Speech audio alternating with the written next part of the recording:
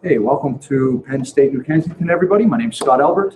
I am with Career Talk on KDKA Radio. This is the first in a series of what will be a series of town hall meetings where we visit campuses and schools around Western PA to tackle issues that are facing workers right now, be it those that are soon to be entering the workforce or those who are currently working or laid off or coming back for employment. This is a project that's tied to a web resource that we created through KDKA Television with help from the UPMC Health Plan. Our web resource is a virtual career center called Career Talk. It's available at kdka.com/career talk, and it's also on the CW Pittsburgh website right on the homepage. But basically what we've done is we tried to create a virtual career center, and the idea is twofold. One, to provide resources to job seekers, to students throughout the region, to get folks thinking about where there are career opportunities in the field, to get people connected to a resource guide. We have included an event calendar that lets people know where there's a job fair going on in the region or where there's a workshop happening, that sort of thing. And we're getting ready to launch a weekly webcast, which will be a series of interviews with local employers, service providers, and educators to talk about all things related to workforce development. As I mentioned in the beginning, this is our first town hall meeting. So what we're looking to do is tackle issues that are tackle issues that are facing us as workers right now, in the region and across the country. And we chose kind of a hot button issue for this first one. This is a minimum wage conversation. Been a lot of dialogue on a federal level, local, state level about whether or not to raise the minimum wage, and if so, what do we raise that number to? So brought some folks in to have a conversation with us today. Jeff Brooks, the Mon Valley Initiative, is Director of Workforce Development. Joe Martelli is the CEO of the Boss Labor Group.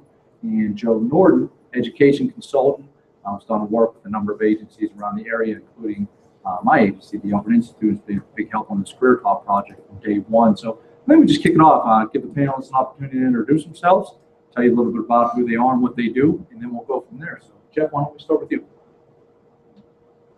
Thank you, Scott. My name is Jeff Brooks. I'm co-director of Workforce Development for the Mon Valley Initiative, which is a coalition of nonprofit community development corporations, and our offices are located in Homestead. We serve residents from throughout the Mon Valley and also the city of Pittsburgh.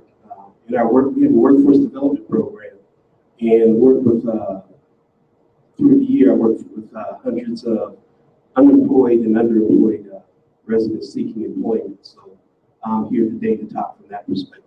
Great, thank you, Jeff. Joe? Good afternoon, my name is Joe Martelli. I am the CEO and President of Boss Labor Group. We service mostly the construction industry with labor personnel.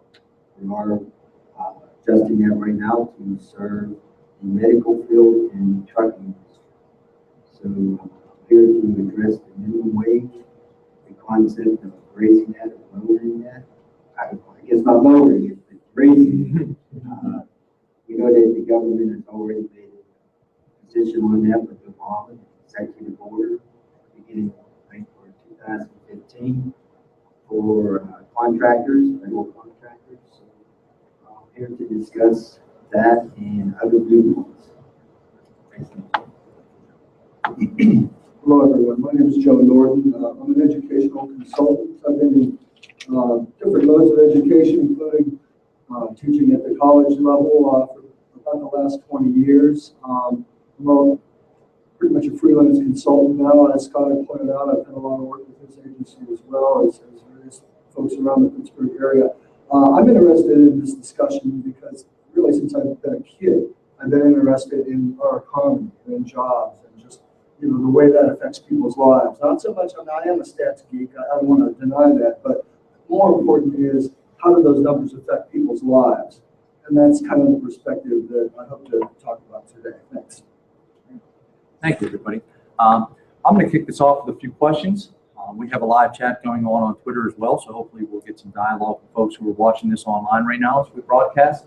But for you all, if you have questions for the panelists, this is designed to be a dialogue. So why don't we just start with the obvious question.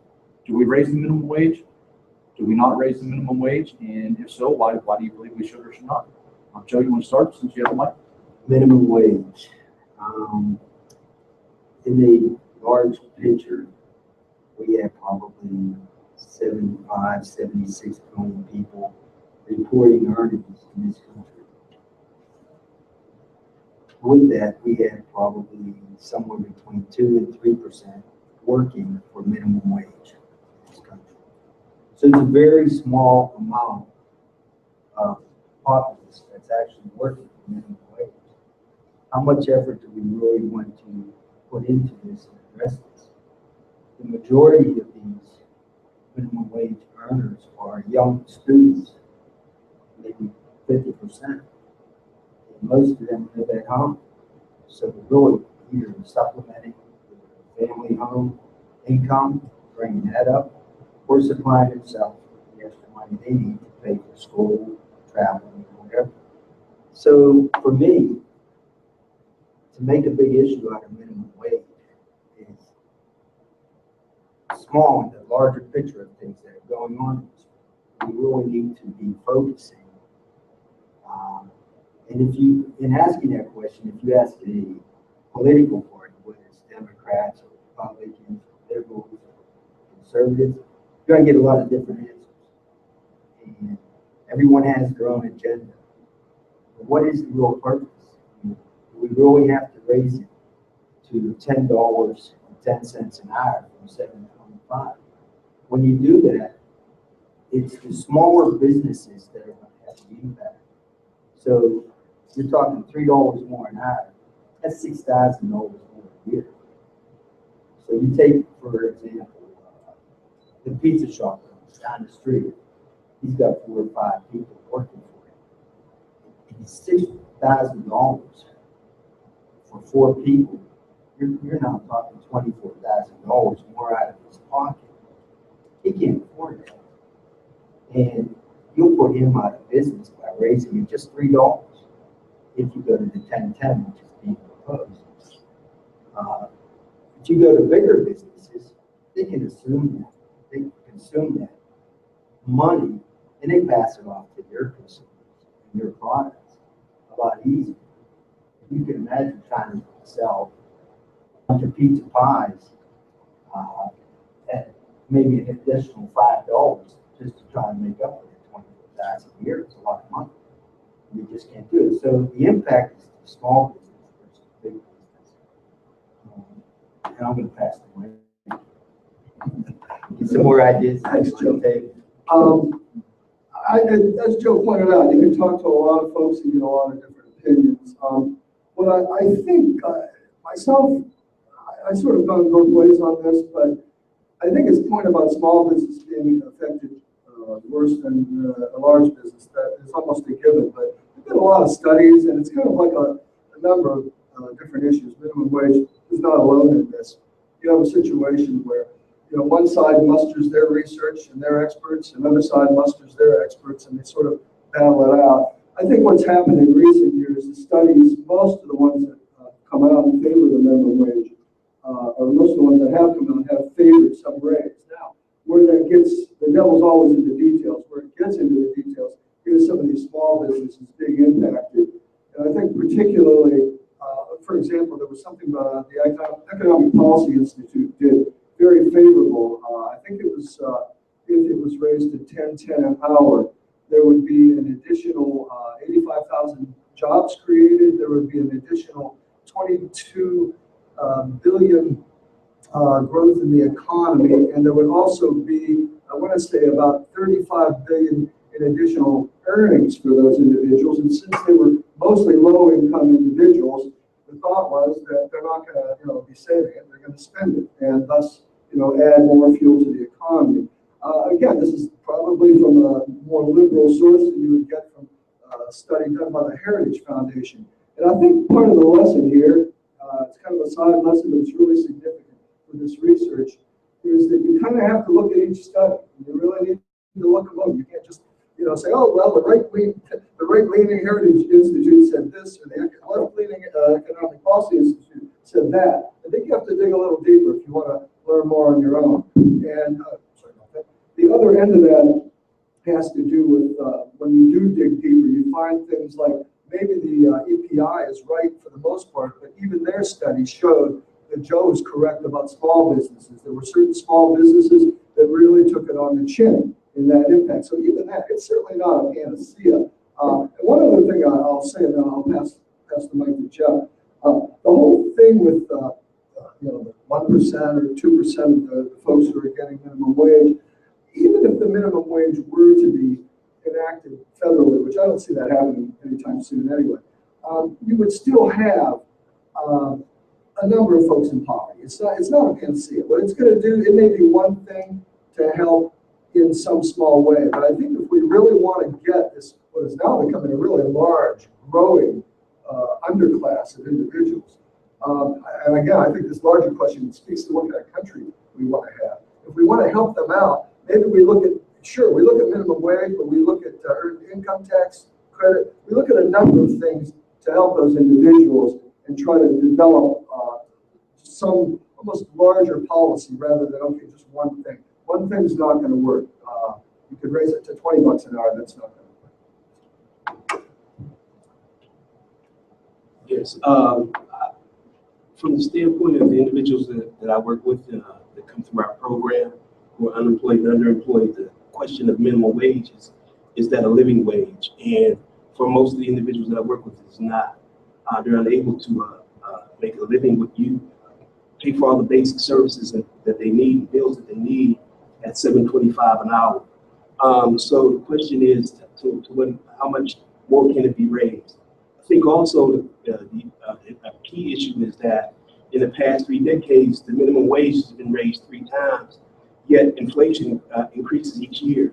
So at least the minimum wage should keep pace with inflation, so that people have a chance of being able to get the necessary goods and services that they need in order to be successful. Again, I agree with what's been said. The impact on larger employers and smaller employers would be different. But I think that there may be some things that we learned from larger employers. The New York Times did an article about Costco as an employer, and compared the rates of pay that Costco employees receive. $45,000, average wage is $45,000 a year, while their competitors at Walmart, Sam Club, make $17,000 a year. And through the study that was done, Costco still was able to make a profit, while Walmart was having some difficulty in that. So there has to be some ways and some lessons to be learned from model companies and employers like Costco's that can be spread to others. I think, though, that having said that, has to take into account what happens to smaller employers. The other issues with a minimum wage of $7.25, a lot of the folks that we see also need other kinds of income supports, like the earned income tax credit. Some of them have to also get food stamps, and so taxpayers have to take on the burden of that. I think that to raise the minimum wage would create a bubbling up in the economy, because people are going to have more consumer dollars than to spend and to help the economy, so that more people may be able to afford those pizzas that are being produced in communities. So those are some of the thoughts that I have, but I also have some other things as we go along with add to the conversation. Great, thank you. Sure. Yeah, I think the big problem here is defining what is minimum wage and who should be earning minimum wage. When you look at a business plans for their overhead, understanding what employees they need and what those expenses are going to be, labor costs. And then they can plan and get an idea by their product and what their sales force is going to do, how much money they're going to make. When the government or anyone else interferes with that, it changes that business plan. And the business plan is what's driving a company to figure out how much they actually want to make each year so they can pay their existing employees cost of living expense or bonus wages to increase their salary and keep them happy, keep them on. When we look at the definition, and we can look at McDonald's for an example. McDonald's hires probably the most minimum wage earners in the country, and they're non-skilled people. They're still getting education, but they don't come to the labor industry with any skills. We can't decide we're going to pay them higher wages and then teach them at the same time. So when you're at McDonald's, you see all these user-friendly equipment because they're non-skilled. It helps them to learn. It helps them learn and come to work on a schedule, on time, manage their money when they get paid, see what taxes are. So you're teaching these people that are entering the labor field at minimum wage. If you raise the minimum wage to 10.10, like we're talking here, and they don't have the skills, what ends up happening is, as a business owner, I'm going to say, well, I can hire a different person who has skills and save money because I'm paying them maybe 1.5 times if I had 2 people working as minimum wage. And I can get them to produce more if they are producers. So I end up getting rid of labor and hiring more skilled personnel to give me the more quality and quantity that I'm looking for. So in the business world, people should be, every business model out there has a plan. And when we change the rates for minimum wage, we're impacting all these businesses out there. So if I look at what we were talking here, raising it to 10.10, we know that it's 7.25 now. And there's probably between 7.25 and 10.10, there's 25 million people. And if you raise it to 10.10, how many people are you actually going to be giving a raise to?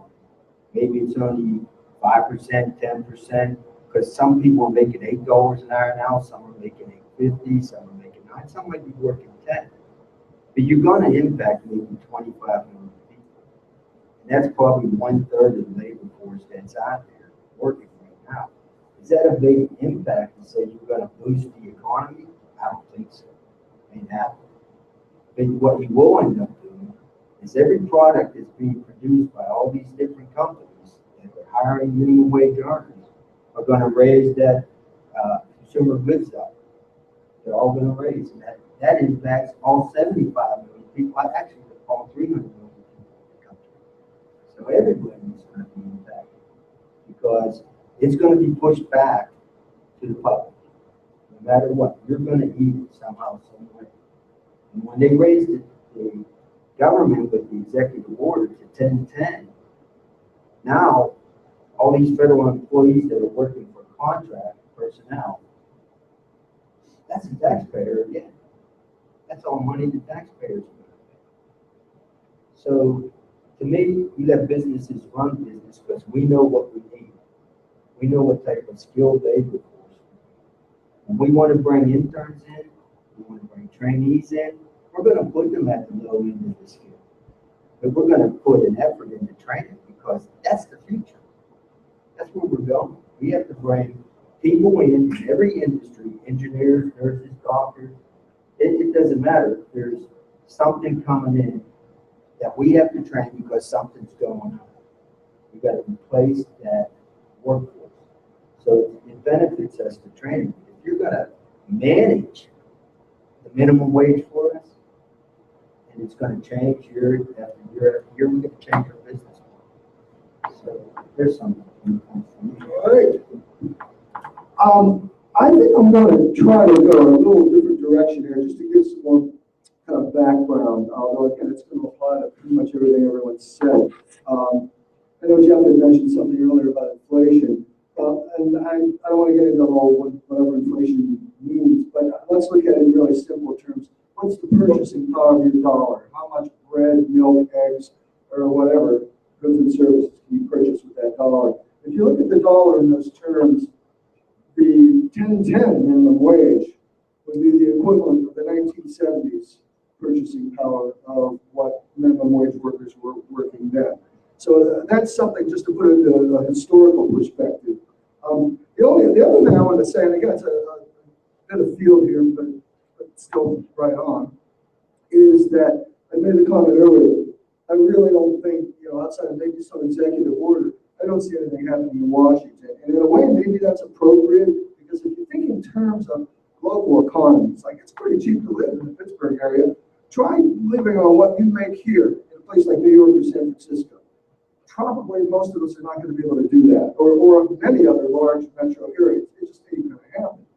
And what we're seeing is rather than, although again, oftentimes it's because federal inaction happens all the time, and states take it, and municipalities take it upon themselves to do this.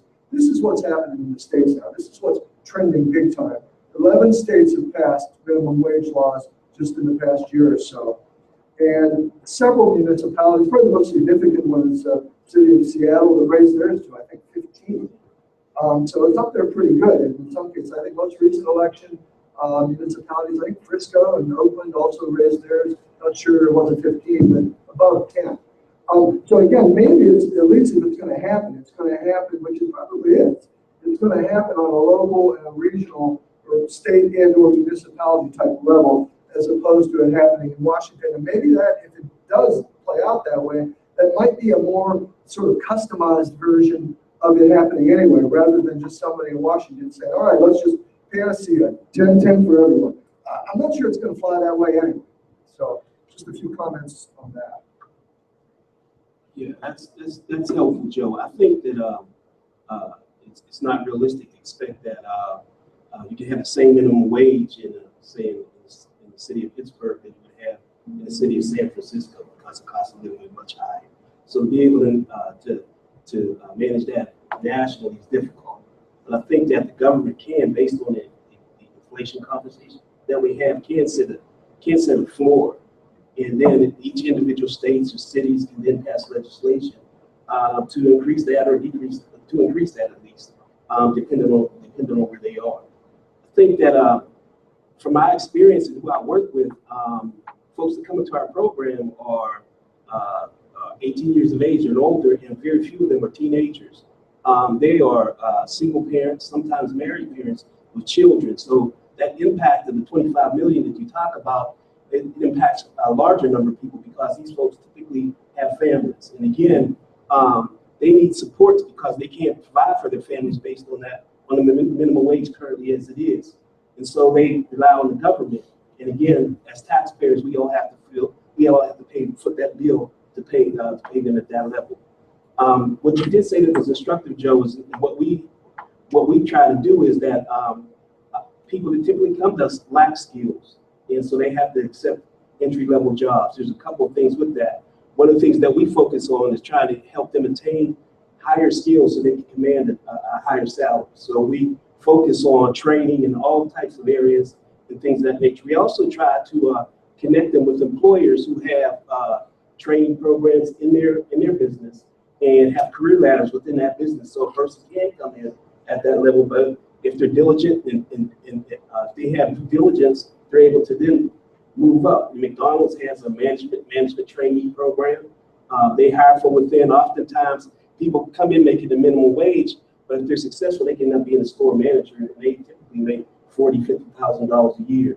So discussion around minimum wage is going to be ongoing, but these are the kinds of things that we try to do to help people currently be able to overcome that. The other issue is that particularly the underemployed individuals that come to us, they're coming to us because they're not making enough and they're ready to abandon and leave the jobs that they have. So you have a higher turnover rate because people aren't able to survive on the basic minimum wage that exists. So they're looking for other opportunities. And we try to help them get to those opportunities as we can. Well, I think again, it comes down to defining minimum wage earners. It's not meant in the business world, making business models to have somebody live off of minimum wage and supply a family of four or whatever. It's meant for an individual to get in and get his foot in the door and learn. It's not meant for someone to earn wages to go out and have their own apartment, their own car, pay insurance, put food on their table. It's meant mostly for younger students to come in and get a chance to get their foot in the door, to get some type of background, to put something on their resume so they can move forward and get a job. But it was never intended in the business world for a minimum wage earner to be earning a living wage and supporting a family. It just isn't that way.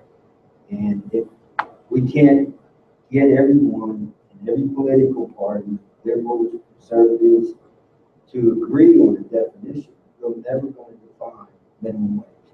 Everyone's going to fight and argue by their viewpoint.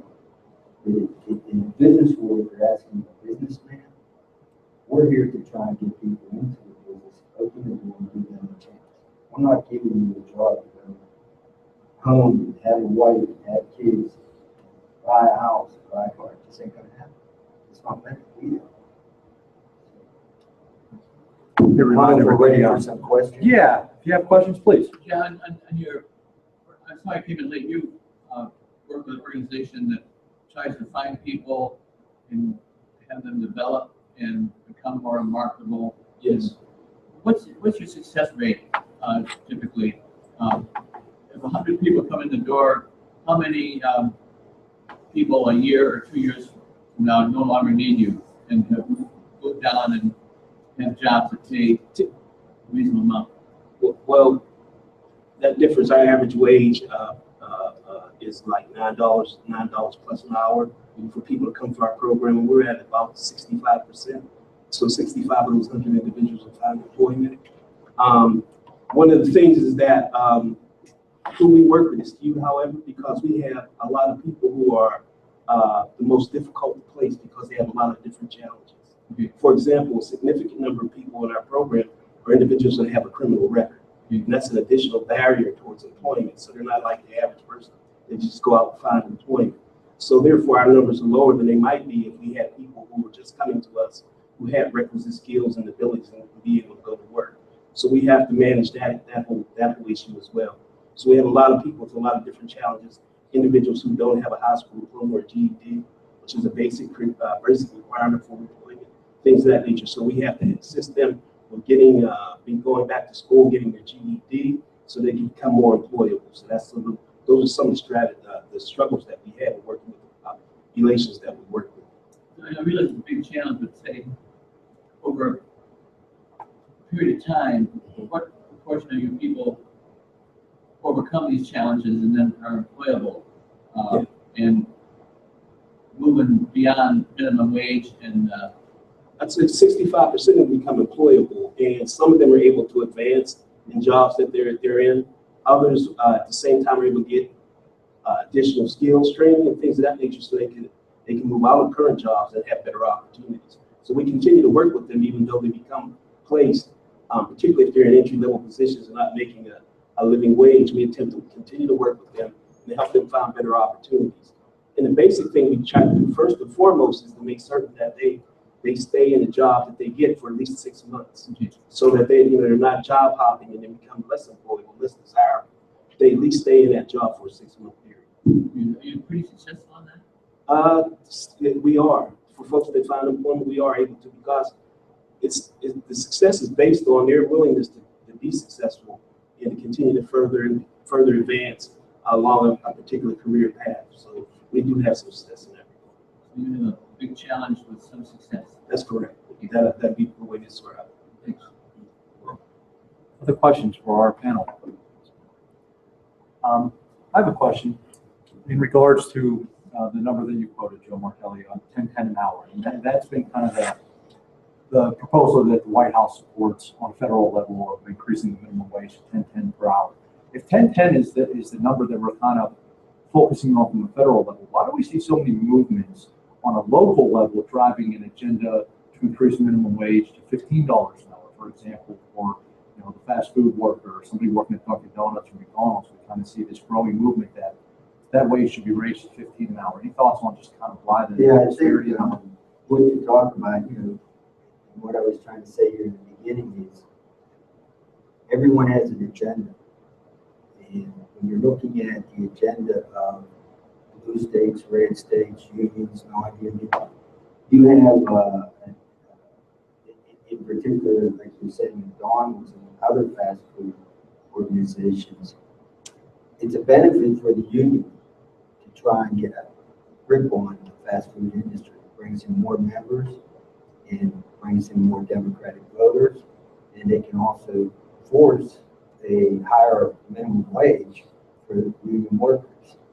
So everyone has an agenda. You just got to look and see why local or other organizations are pushing a cause. There's something behind it. And I'm trying to say, politics aside, and it needs to stay out of business. And let business people run their business. They know better what they need and how many employees they need. And they would better be qualified to determine what that minimum wage is going to be. If you don't even consider the business world in those decisions, and I don't see anybody asking McDonald's what they think, you know, they're going to tell you, we're going to put people out of business. We're going to put all these young kids back out on the street, back into their schools without any income at all. You just can't afford the union coming in and trying to unionize minimum wage workers. It just doesn't, it's just not going to work. It's not feasible. Yes. Isn't that a little disingenuous when the corporate profits are at an all-time high and the wealth concentration is? I mean, and what you're saying is basically the business's job is to keep wages down and to keep people at a certain level. That's the argument that I'm hearing here. No, actually, the businesses want to keep their labor force, especially if they're investing time and effort. They're going to pay them to keep them. And there's competition out there. So you take the engineering industry, mechanical engineers. To have qualified mechanical engineers to sell a product like the cogeneration plant, like the fire plant, you got to have the right staffing. And you're going to have to pay that staffing, or they're going to go to the engineering company down the street. So there is competition out there that keeps corporate businesses honest. Competition is But also at the lower levels, though. well, at the lower levels. When you're talking small businesses and you're talking minimum wage, or minimum wage is basically involved. What I'm hearing is unionizing small businesses, and there's no benefit for the minimum wage earner. He may get more money, but he's going to end up paying dues. He's end up paying into hospitalization, life insurance plans, and others. When it comes down to it, he's better off with that as far as I'm concerned. He can make more money and decide what he wants to do with his money.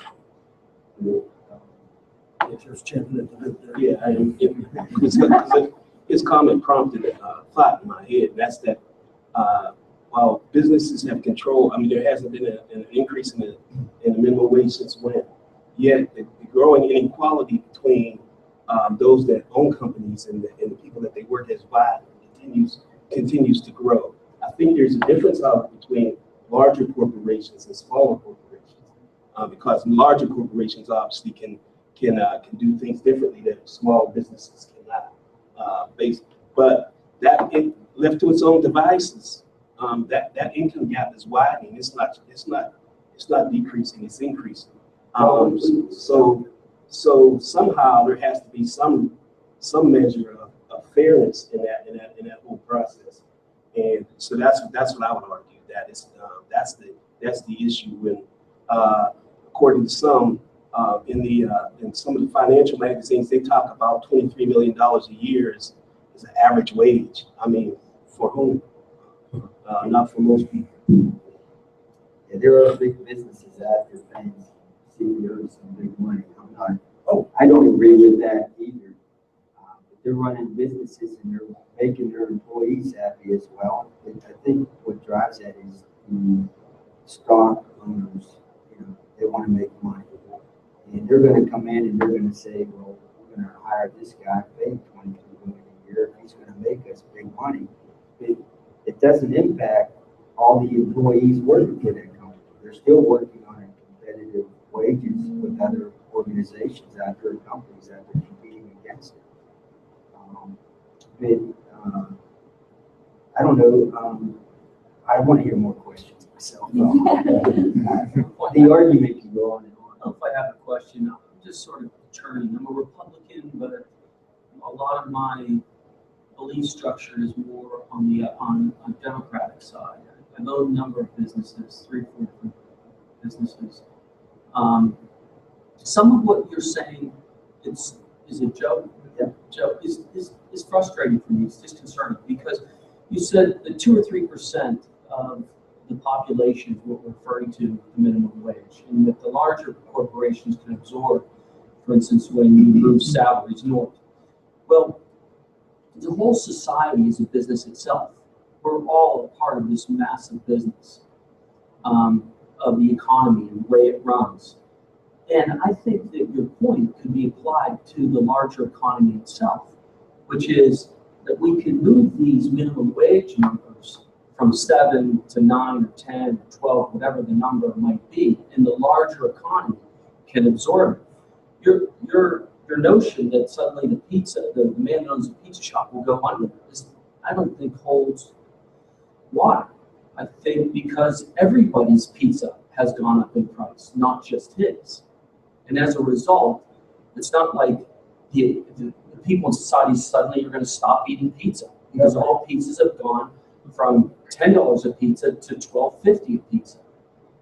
So, and yet at the same time, I think it's imperative to Jeff's point that inflation goes up every year. I run the athletic department. Every year my buses go up, my hotels go up, my foods go up. So to take this population base and say that your wage doesn't go up, even though to your point, I recognize your point, these are entry level, they're not to be a living wage. We're all living. And you can't deny that they're living. And it needs to, their wage needs to be commensurate with being able to afford the minimum lifestyle.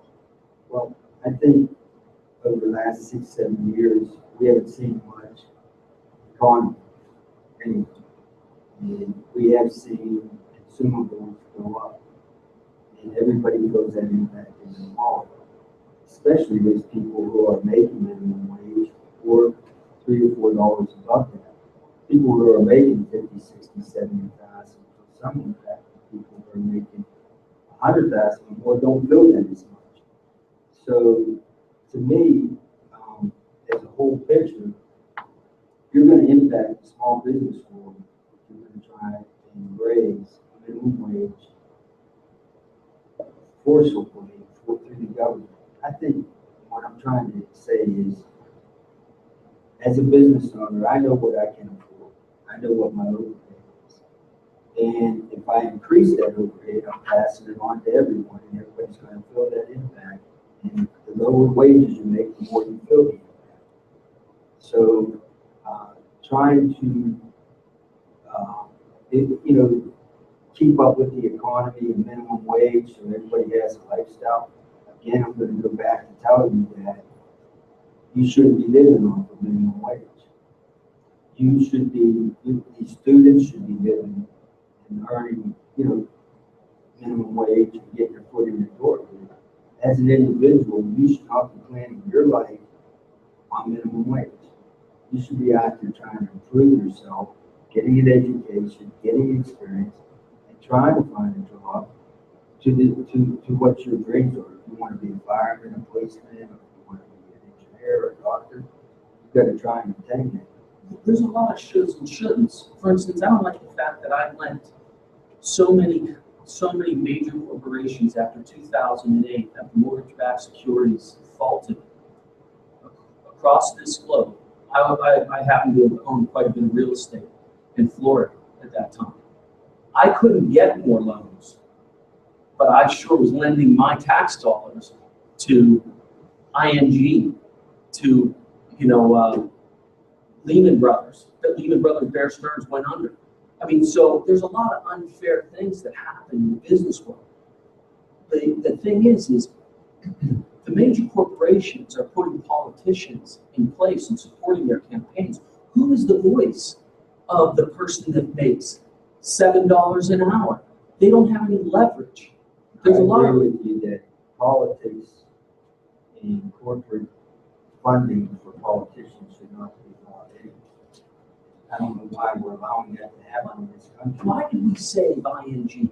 Why did we save these companies? Is out there, and that's what makes. But the government took money from all of us, everybody in this room, Yes. and they lent it to save these companies.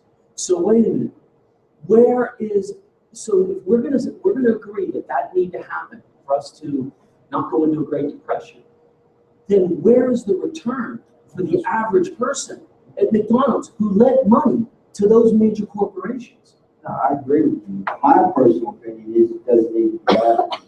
That is a political party that's out there saying, we're in the White House, this is our administration, we're gonna do this for whatever political reasons. It should have never happened. Our government, in my perspective, executive orders or not, is out of control. And it's not being run the way we need to run it. But that's a whole different subject. Well, it's all related. That's the problem. You cannot talk about something like minimum wage and not on this end of the scale, and not talk about, for instance, make the people who make $10 million a year in bonus on this end of the scale. You cannot have one part of the discussion without at the same time examining the other part of the discussion. I think the other big issue is the availability of employees. I talked to a fair number of people who say, I can't find qualified employees. And at the other end of the scale, your organization is working to get people with skills and work habits so that they are available.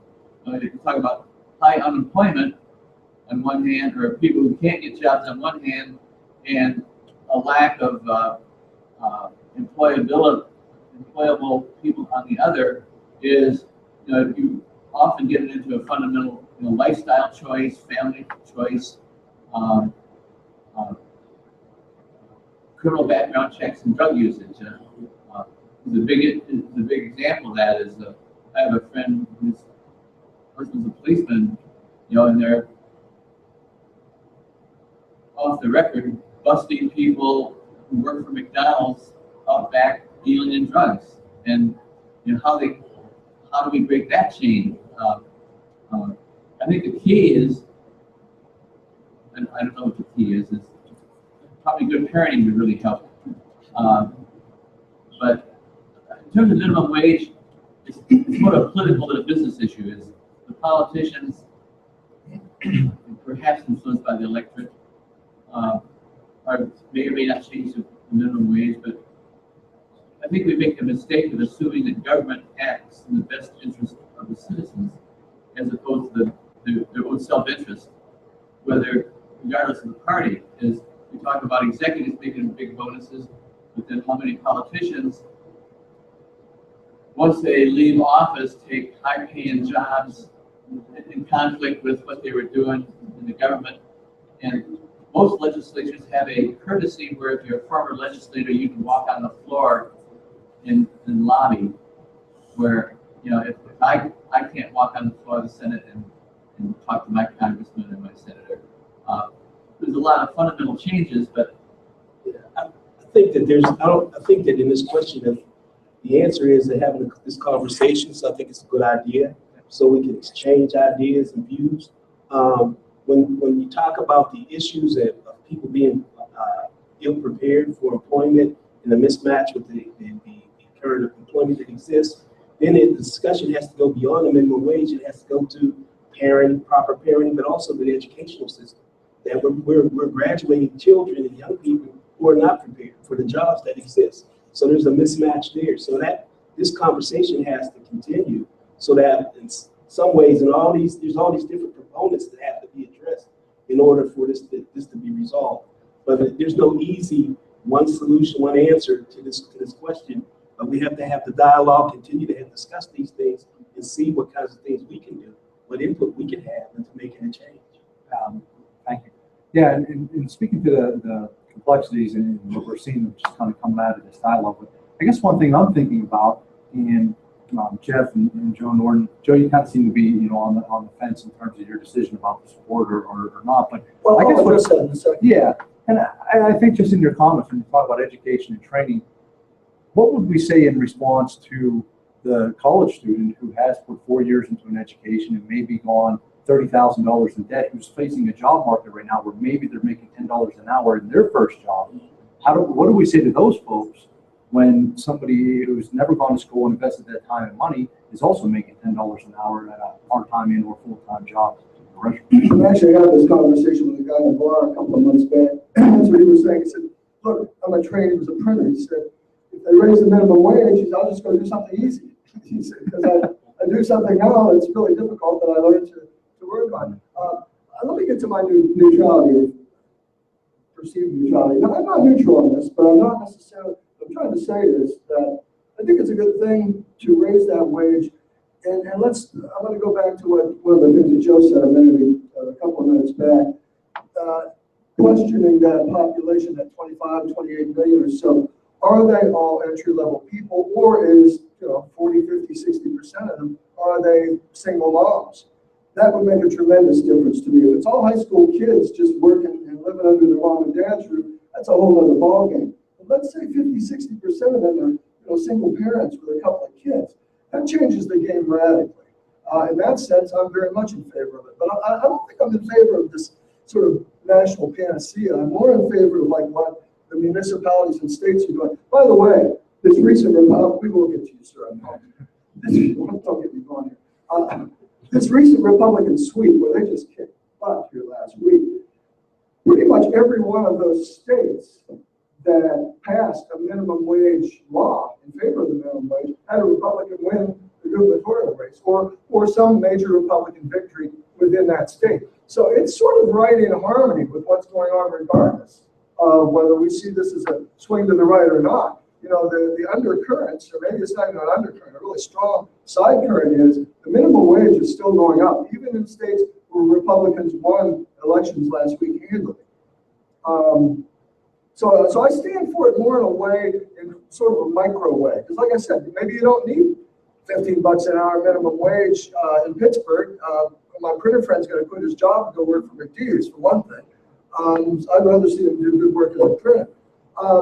Another thing, though, if you really break it down, and this will add a little more fuel to your fire, sir, we don't happen to have any markers, do we? Dry erase? Just one dry erase, all I need, bro. I can just talk about it. Yeah, I really should go elsewhere for it. Just kick her out of the conversation. Yeah, basically, I want to speak to the sort of growing income inequalities, but not so much in those terms. It's sort of like, okay, yeah, the glaciers are melting, we got there. But where and how is it happening? Well, I was suggesting a few minutes back that wages have basically been flat since the 70s. And they're actually, if you factor in, thank you, man. If you factor in purchasing power of the dollar, it's really gone down. So, all right, I'll try to. All right. We knew our educator on the panel would have. Yeah, you know what? You give me a whiteboard, I got to do something with it. Sorry. All right. So let's say here's that wage that people have been making, that minimum wage actually hasn't gone down in terms of its purchasing power. And here's the other one. For this. So that might knock it out. You ever smell these things? Well, they kind of busy. Here's the one, I was looking at this graph recently. Productivity has done this. And I think there are a lot of people, not just minimum wage earners, but people somewhere in the middle who want a piece of this. And that's not going to anybody down here. But productivity, if you look at these other numbers, there are a couple of, some of the graphs I was looking at here in the last couple of weeks dealt with, again, wages across the board, wages factored in for inflation. Like I said, it's really about the 1970s. Your purchasing power of your dollars. Actually, this is not a good line. It really goes down a little bit more. But productivity, particularly in the last decade or so, probably more technology related due to gains in technology. Productivity is way up there. So the question is, who's reaping those rewards in this gap? So that's what I'm sort of incensed about, or at least curious about. I just want to respond to your original question. Please, yes. Around I'm going to get the mic, Jeff, so that we can around college students who pay $30,000, whatever the amount was, you said, to go to college, and then they get a job at $10 an hour. Again, that's an educational issue, and the college courses and programs need to be better aligned with opportunities in the economy if people are going to pay that. that price to gain the education, then at the end of their graduation should be aligned with opportunities commensurate to what they put in. The same thing we're saying about individuals who lack skills is that they can't command a higher skill if they don't have it. They have to be prepared to be able to gain the skills necessary to make themselves more marketable. So that's so it's a larger picture, and it's not just us or them, but it's a larger societal picture in what we're doing in terms of education. I think that's really the big question, Jeff. What kind of society do we want to have? Because I think, first off, let me say, I really admire Joe Martelli for having built something. I mean, you own this thing. You own Boss. You build it. I admire people like that. We don't want to quelch initiative. We don't want to do that.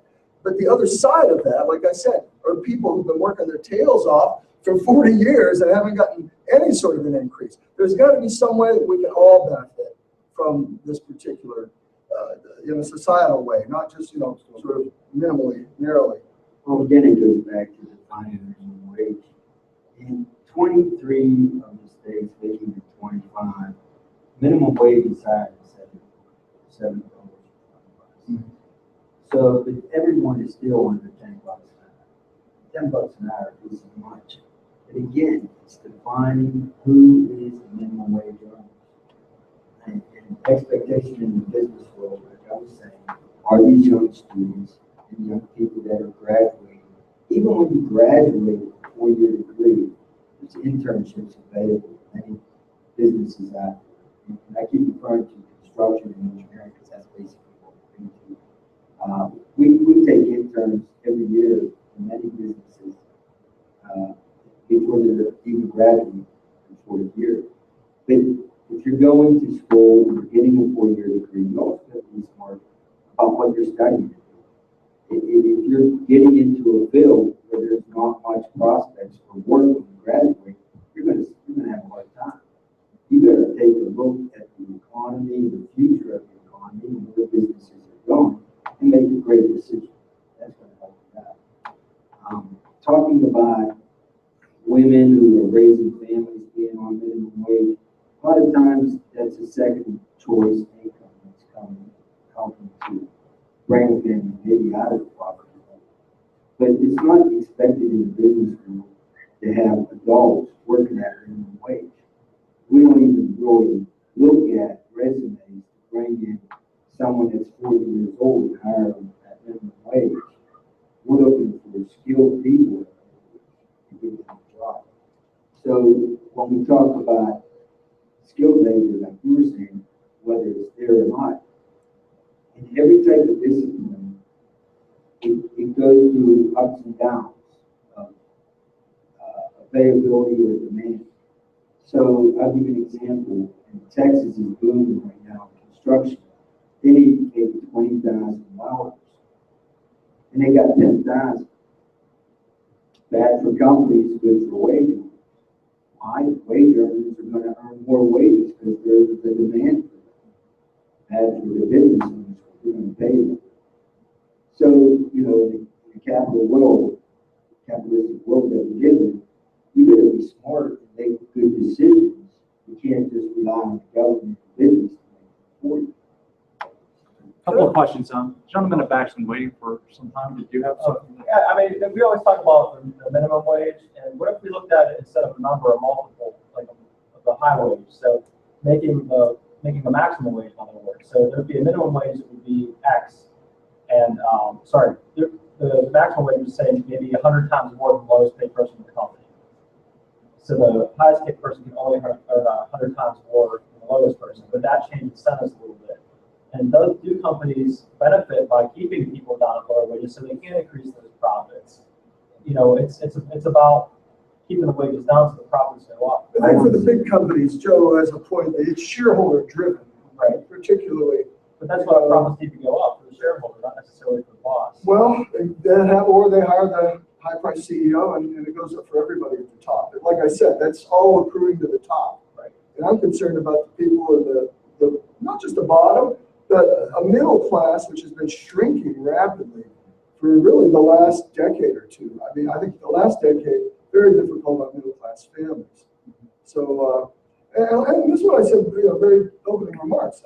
Minimum wage, even under the very best situation, it's not going to fix that. know, I mean, it's just going to be one little piece to the puzzle. And maybe we do have to lean on, earned income or the taxpayers to subsidize small businesses to keep their pizzas cheap. I don't know, whatever it takes. But I think ultimately, not just one intervention, but a series of interventions is probably going to be what it's going to take to do that. But the bottom line is there are a bunch of people out there working their tails off. Both members of spouses are working, and they're still not making ends meet. And there has to be some way of increasing their purchasing power to be able to do that.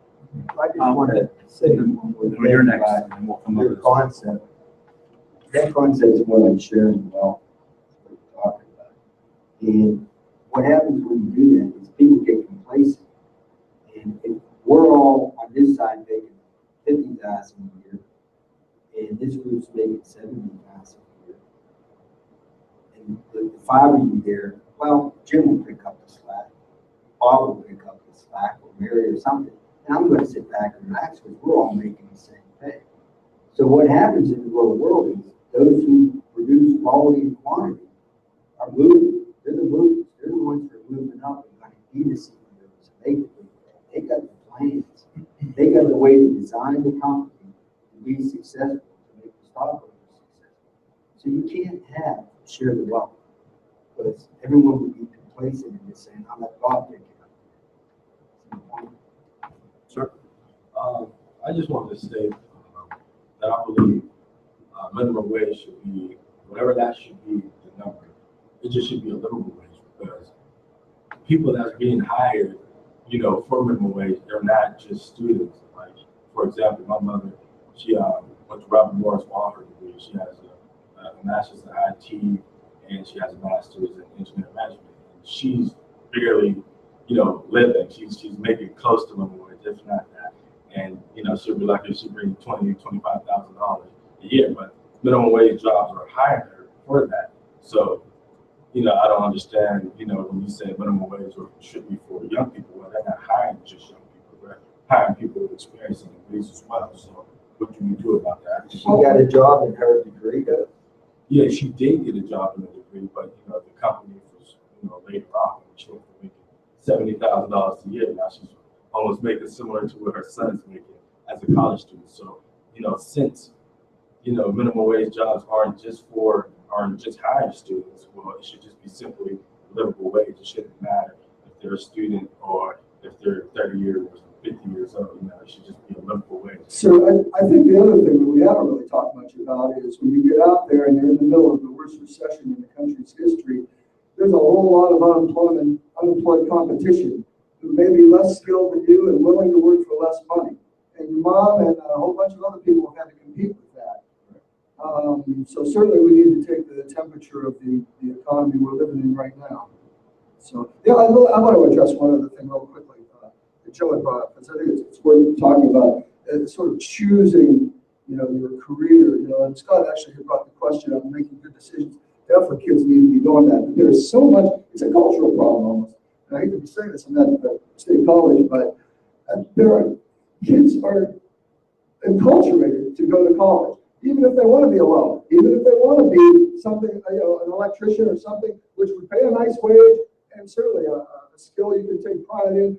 There are a lot of, honestly, a lot of kids are being, I don't know, for lack of a better word, cajoled into going to college, but maybe it isn't necessarily in their best interest. It's become part of our culture in a way. It's like, my dad was the first in his family to ever go to college, right? He went to college on the GI Bill. So then, all the boys had to go to college. You got to do better than the next generation. This gets back to the point I made earlier. This next generation isn't necessarily looking like they're going to do better than their forebears. And that is also a concern. But like I said, there's a cultural phenomenon where everybody is sort of, channeled into higher education. And that's not necessarily the right place for everyone. Scott and I've had this conversation numerous times. And hey, you can make a nice living as a welder, make no mistake, especially in Texas. Good stuff. We're coming up against the time. We're going to take one more question. We're going to give each of you an opportunity to give us some closing remarks, and then we're going to wrap it. I think another issue also is we're not in a global economy, so you can talk about a company, being greedy, but also recognize that they're at the mercy. They may be at the mercy of a company or companies halfway around the world. So it's easy to, our politicians demagogue the hell out of everything, but we have to recognize the reality that, you know, if you're buying cars, if you're buying food, if you're buying tools for my son-in-law, trying to find stuff that is the quality and price you want made in the United States is a challenge. I just went through this intertwined issues. And I think we should keep in mind sometimes our biggest enemy is our politicians. They basically live from election to election, and what's good for the people is maybe irrelevant. And this comes from a professor I had when I was an undergraduate many years ago, and it still seems to be true. Still rings true? Yeah. Trying to drag us back in the wrong. One more, then we're going to close your statement. I'm concerned also about some of the competition that we're losing. For instance, if you, on any corner, you can go to CVS or Walgreens or Rite Aid. What happened to all the competition that used to be there? Well, you know, Berkshire, Warren Buffett's company is buying up all kind of companies. So, like they just bought the other day, Duracell battery, right? So the power of this money at the top has so much ability to control massive amounts of the economy. And who are they looking after? They're shareholders. And so going back to your point on the board, we need a major voice for these people at the bottom, because the bottom is getting bigger. It's moving into the middle. And what's happening at the top, it's moving further north. And if we don't be careful, if we're not careful, we will so disrupt this economy, this larger economy. This whole idea of just sort of Adam Smith and the invisible hand and let it stay out, that it doesn't fly anymore, because the world's changed. The world's gotten drastically small. The conglomeration of money and the power of that money is enormous in certain hands. And it's not evenly distributed, and I'm not proposing that we redistribute wealth. I'm just saying that there needs to be serious voice out there for the way the chasm is growing. And if we don't watch out, the wealthy will get so wealthy and the poor will get so poor, it'll be hard to bring it back together. Thank you, appreciate that. And I think that leads us in a nice segue for closing comments. Jeff, you want to start with the closing thoughts? Yeah, I would like to thank you, Scott, Career Talk, for organizing this panel. I'm happy to be here. Thank the audience for their participation in the comments. I think the last two speakers, there's a dovetail, there's a relationship between what's happening, all the wealth at the top, and politics, in that the last election the turnout was 36% of the people eligible voted. So that means that there's less influence by a smaller group of people as to what's happening. And I think that's related to the poor performance of politicians as they exist. So I'm just grateful for the opportunity to have the discussion. Hopefully we can continue it beyond today. Thank you. Thank you, Jeff. Thank you for inviting me and listening to me. I enjoyed being here, and I'd like to be at the next one. Thank you for Career Talk, Scott Alberts, and all. And minimum wage is going to be a battle now. It's going to be a battle 20 years from now. And I don't know where it will end up, as long as it doesn't end up in the government hands.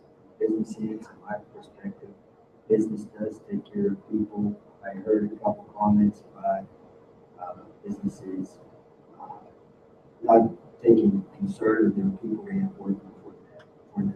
I haven't seen that. I just want to make that note. I haven't seen that. I've been around the country, around the world. Most businesses do take care of their employees. Okay, how do I top that? I don't. I'm just going to, again, thank Scott for the invite. Thank you all for attending. Those of you online as well.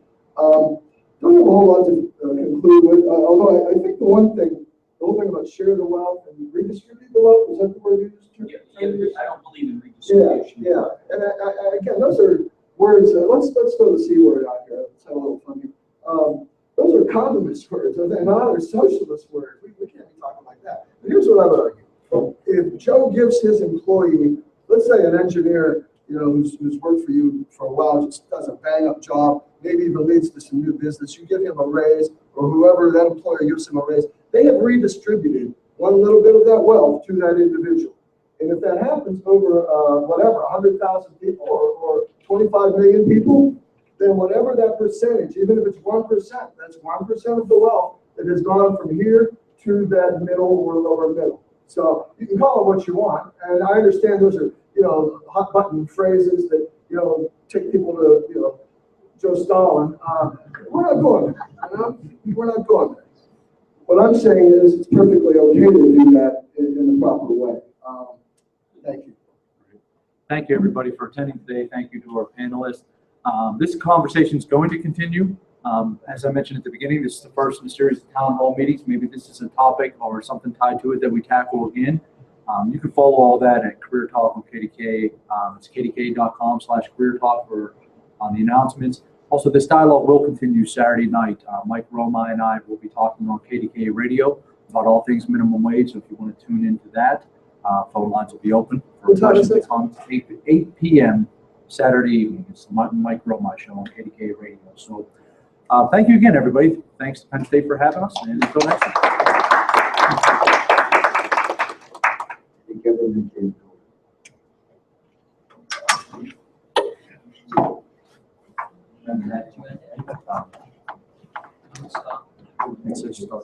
Oh, it's really good. Good sharing info with you guys. Let's see. Oh, thank you. Sure. No, No, that's okay. Somebody. That's what it's there for, right? Might as well be me.